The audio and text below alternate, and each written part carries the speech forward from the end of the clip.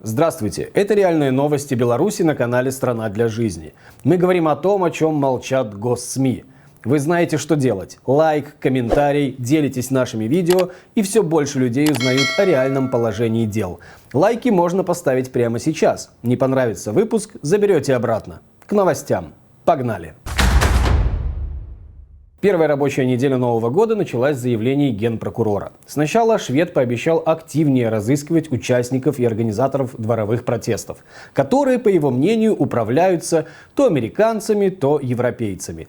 Затем угрожал крепко взяться за дворовые протесты, под которые в его помутненном сознании попадают даже прогулки с детьми и чаепитие с соседями во дворе, без лозунгов и символики. Потому что нечего собираться без разрешения и объявления Всебелорусского народного дворового собрания. И тут же он анонсировал крупное дело по фактам протестов во дворах. Заявления и анонсы генпрокурора – это как что-то новое в ДНК 3% белорусов. Генпрокурора мутировал и встроился в организме сотен судей и тысяч сотрудников силовых структур.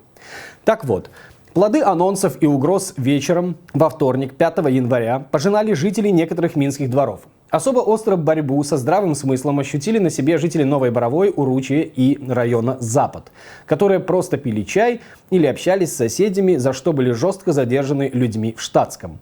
На видео с камеры видеонаблюдения в Новой Боровой попала жуткая картина. Силовик гонится за женщиной, мужчина пытается ее спасти, и силовик, не говоря ни слова, бьет его с ноги в живот, угрожая пистолетом. Вот что рассказала нашей Ниве свидетельница происходящего.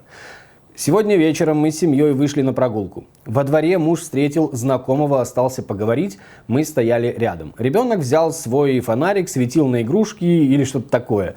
И тут я вижу ситуацию. Бежит девушка, за ней бегут двое мужчин. Это все выглядит как нападение. Я кричу: вы что делаете? Кто вы такие? Что происходит? Сын начинает прятаться под елкой. Мой муж этому человеку говорит, чтобы оставил девушку, а тот, ни слова не говоря, достает пистолет. Это все видит ребенок и бьет мужа ногой этот мужчина. У нас мысль, что это какие-то бандиты. Они не представляются. Люди в каких-то цветных масках, спортивных костюмах кричат, чтобы мы катились оттуда. Куда? Мы здесь живем. Первая мысль — позвать на помощь. Но на призыв прибежали такие же и начали крутить моего мужа, бить.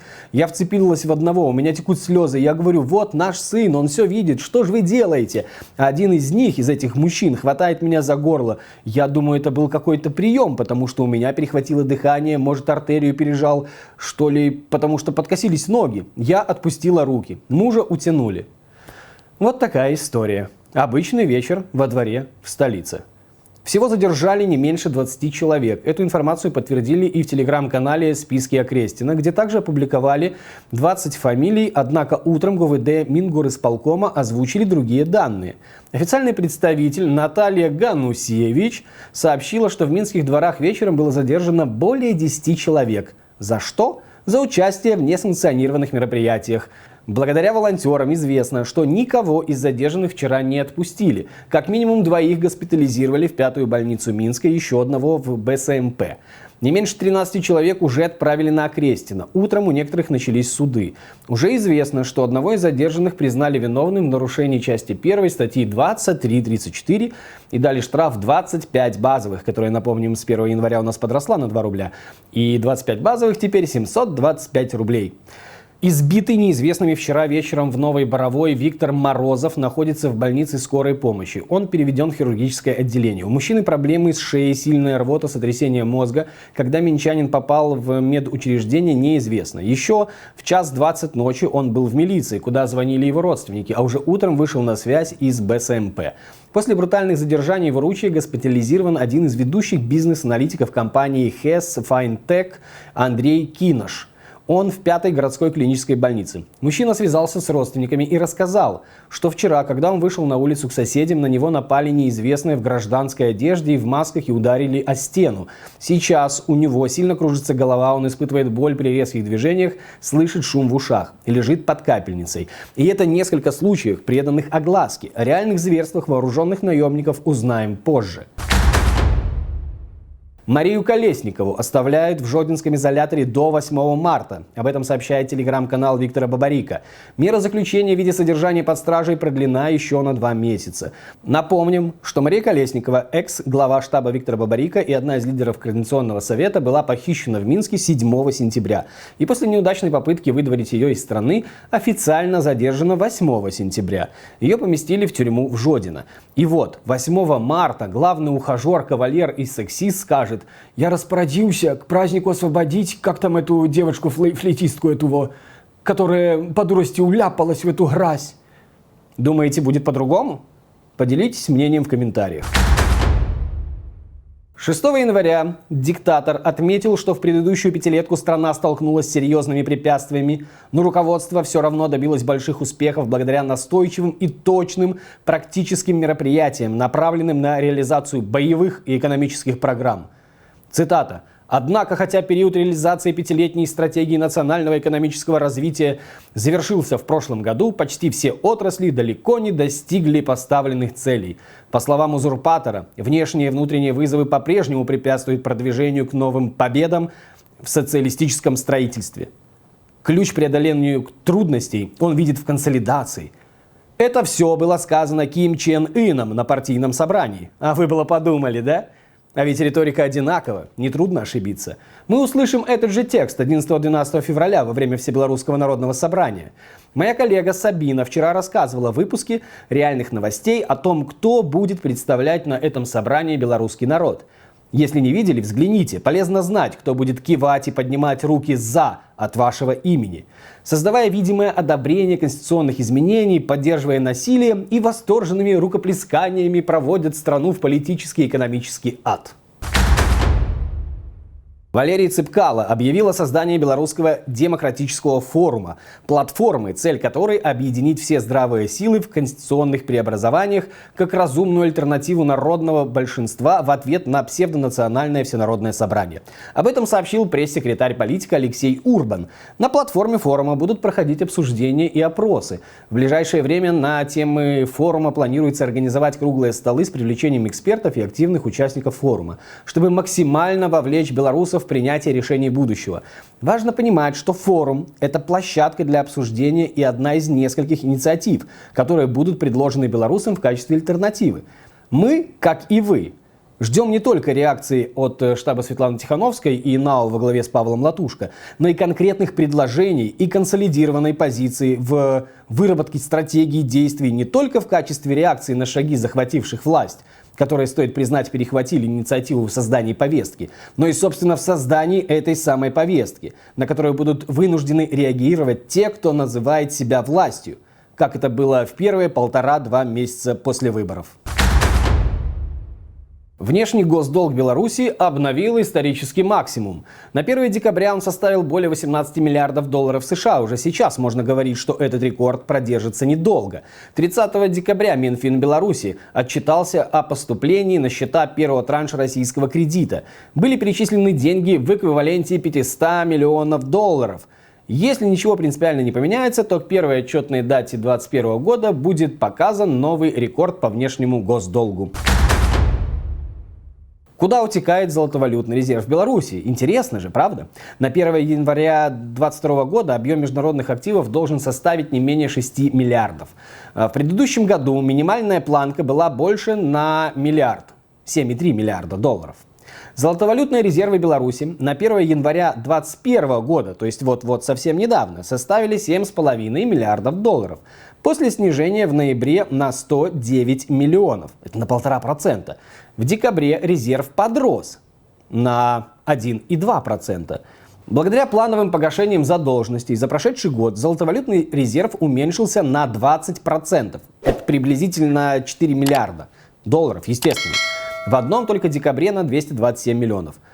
Вот в такие суммы обходится отключение интернета по всей стране, новые игрушки для ОМОНа и прочие забавы. Всемирный банк оценивает снижение ВВП страны в 2020 году на 1,6%. Белорусские власти ожидают, что по итогам прошлого года экономика сократится всего на 0,8%.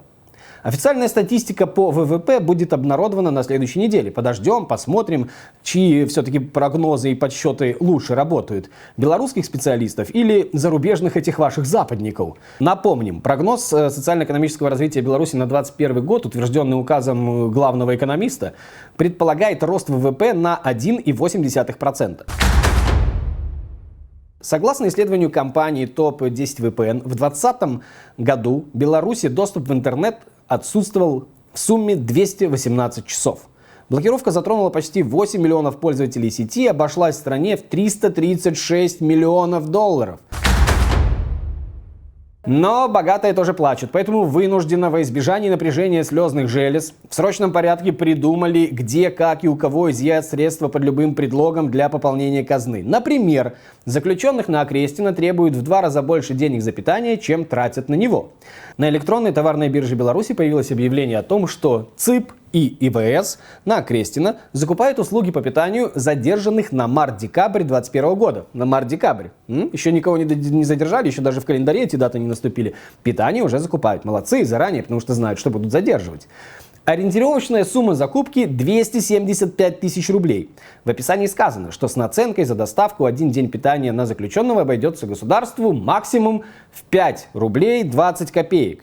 Но если посмотреть квитки, которые вручают отсидевшим на сутках белорусам, в среднем счет за день питания выставляется в 2 раза больше. Около 11,5 рублей в сутки.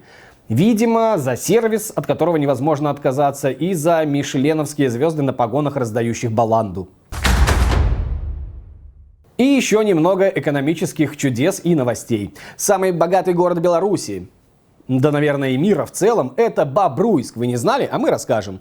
Там местные власти решили снести старое колесо обозрения в одном из городских парков. Но это круто, что металлолом все-таки сдают туда, где ему место. Но суть в другом.